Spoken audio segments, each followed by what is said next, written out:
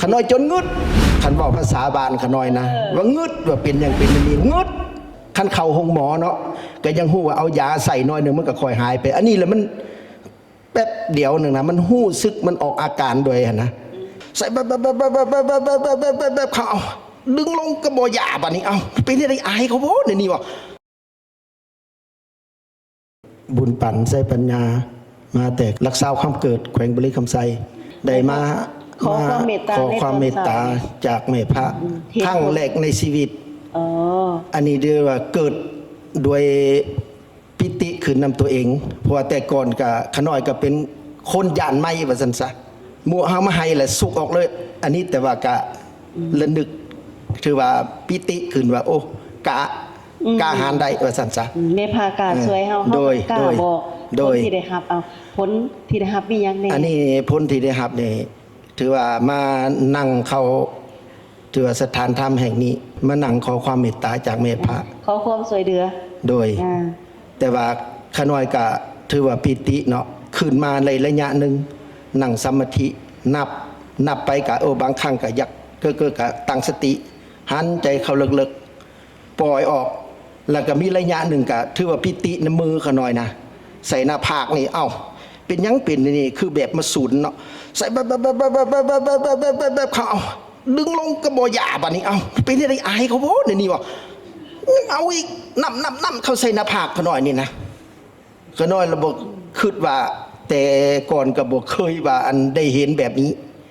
และมาฮอดนี่แล้วโอ้ปิติขน้อยจะว่าเสือแท้เสือว่าเอาสรุปจบลงนี่ลมหายใจโรงเรียนดีบ่โดยเฉพาะหลังจากเกิดปิติตัวนั้นขึ้นมาแล้ว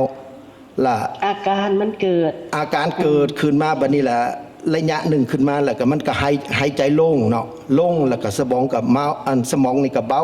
ลงไปแล้วก็รู้สึกว่าสบายทั้งเทิงลงเนาะคอยสงบลงไปแม่พระกะกล่าวอันนั้นลงไปกับไกจีจะสำเร็จแล้วมันกะคอยสงบลงมากะเมื่อยกะถือว่าบอนอื่นแทนมันก็ปวดตามอันธรรมศาสตร์ของมันเนาะแล้วก็คอยเฮยไปเฮยทั้งเทิงลงไปเย็นลงไปแล้วก็ตามคำแนะนำของแม่พระบอกให้นะโอ้เฮ็ดแบบนี้มันก็โล่งลอยก็คือว่าแบบเฮาย่างทางแล้วคือบ่มีแบบอันได้เปื้อนนี่นะคืนทางเทิงก็คือว่าคิดลงไปหั่นนะแล้วคือว่าคิดมันลงทางอันไปหั่นนะแล้วก็โอ้ก็เป็นบุญเป็นกุศลหัวใจเฮานี่ได้ผลดีขึ้นบ่หัวใจก็คิดเดี๋ยวนี้ก็บ่ได้ว่าคิดออกสิ่งที่ทางนอกสบายบ่ได้คิดเรื่องไม่ยุ่งโดยได้พ้นดีขึ้นเพราะว่ากับหัวใจแต่ก่อนจักเปอร์เซ็นต์โอ้คันสิเว้าก็สิแม่น99.9พุ่นละไปตามขน้อยเฉพาะขน้อยบัดนี้ลมหายใจเฮาแต่ก่อนกับตอนนี้แตกต่างกันจักเปอร์เซ็นต์ลมหายใจนี่ก็ความโรงเรียนอยู่แต่ก่อนกับตอนนี้ก็ให้ซ้ำกันไปบัดนี้สติไหลเพิ่มบ่ละนึกคู่ซึกเข้าฮู้ซึกออกเห็นแตกต่างก็ปิติอยู่ปิติถือว่าต่างเก่าขึ้นได้ความรู้สึกตามเข้าตามออกดีขึ้นโดยประมาณไหนเพิ่มเปอร์เซ็นต์ตัวนี้ก็คะแนนคือแบบอันนั้นนักเรียนก็10+10เด้อไปมาดิความตั้งใจมันก็ได้เพิ่มบ่หรือบ่ได้โดยมีสติเพิ่มขึ้นขนาดมีสติเพิ่มขึ้นในใจก็ตั้งมันสมาธิตั้งมันดีโดยถือว่ามานั่งอยู่นี่สติก็ได้สมาธิก็ได้โดยในใจลมหายใจก็ลงเรียนโดยสมองเห็นปลดปรุงโดยความคิดแต่ก่อนกับตอนนี้เป็นแนวใดโอ้แตกต่างกันจักเปอร์เซ็นต์ความคิดแต่ก่อนในฝ่ายลบตอนนี้มาเป็นฝ่ายดีขึ้นจักเปอร์เซ็นต์ความคิดถูกคิดความคิดปล่อยวางความคิดสบายความคิดบ่ยึดมั่นยึดติดกับเรื่องวนเห็นผลดีขึ้นอันนี้มง99%ไปความดีของเฉพาะตัวขน้อยได้เยอะเนาะในล่ะโดยขน้อยเทว่ามั่นใจได้สำนั้นจนกล้าหาญจับไม่เลยโดยบัดนี้เห็นความกล้าหาญเจ้าของเพิ่มอีกเป็นบ่โดยเห็นปัญญาเจ้าของเว้าไล่โรงเรียนดีโดยอันนี้บ่แม่นขน้อยนี่ที่เว้าแบบคอนเทนต์หยังอันนี้ขน้อยขอยกมือไหว้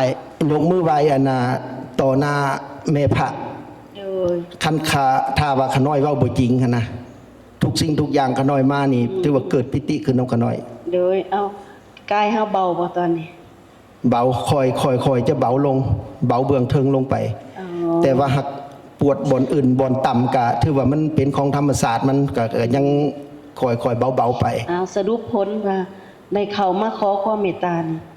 ดีใจพอใจเห็นว่าเป็นเรื่องดีเป็นเรื่องประเสริฐสูงสุด ให้แก่เจ้าของให้แก่ชาวลาวชาวโลกได้บ่ แต่ก่อนขน้อยก็บ่เคยท่านว่าเสื้อมันเนาะแต่ว่าเป็นครั้งอันนั้นแรกในชีวิตขน้อยนี่เพราะว่าขน้อยได้มาอันน่ะได้ยินกับญาติเนาะเพิ่นก็กายไปกายมาเพิ่นก็แนะนำบัดนี้ทั้งครอบครัวขน้อยก็เทื่อปฏิบัตินี้ก็น้อยก็ยังบ่อยากมั่นใจว่าได้100%ว่าซั่นซะความคิดของขน้อยอันนี้ส่วนตัว แต่ว่าไม่ได้มาเห็นตัวจริงเลยขน้อยก็โอ้ปลื้มใจนำแม่พระที่ว่าได้มาโพดเอา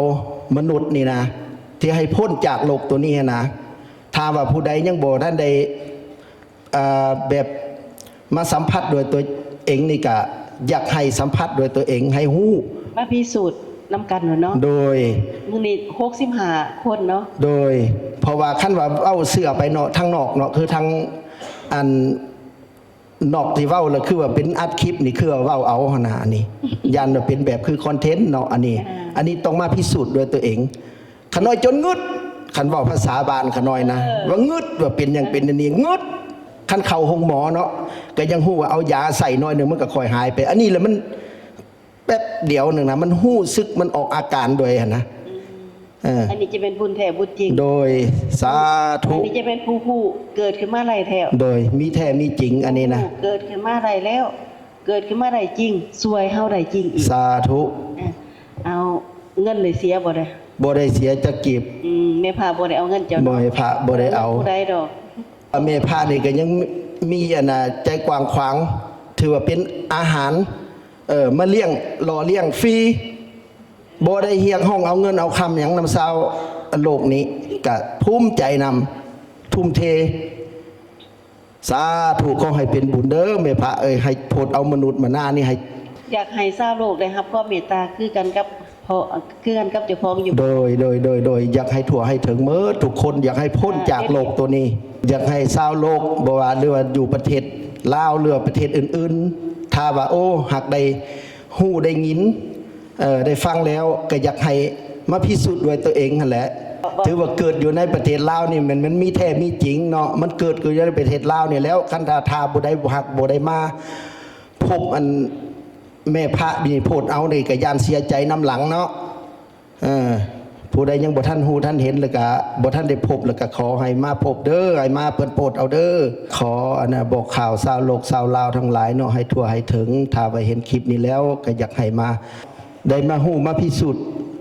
ให้คืออันน่ะขน้อยนี่เนาะมาพิสูจน์ด้วยตัวเองนี้บ่ว่าหรือต่างประเทศหรือว่าในประเทศอันใดก็ถ้าว่าโอ้หักเห็นหักฮู้แล้วก็ขอให้มาพิสูจน์ด้วยตัวเองคือขน้อยได้พบได้เห็นนี่ด้วยเถิดขอให้ได้มารับประโยชน์คือขน้อยได้อันน่ะฮู้ได้เห็นได้อันน่ะประโยชน์จากแม่พระนี่เด้อสาธุ สาธุขออนุโมทนาบุญนำ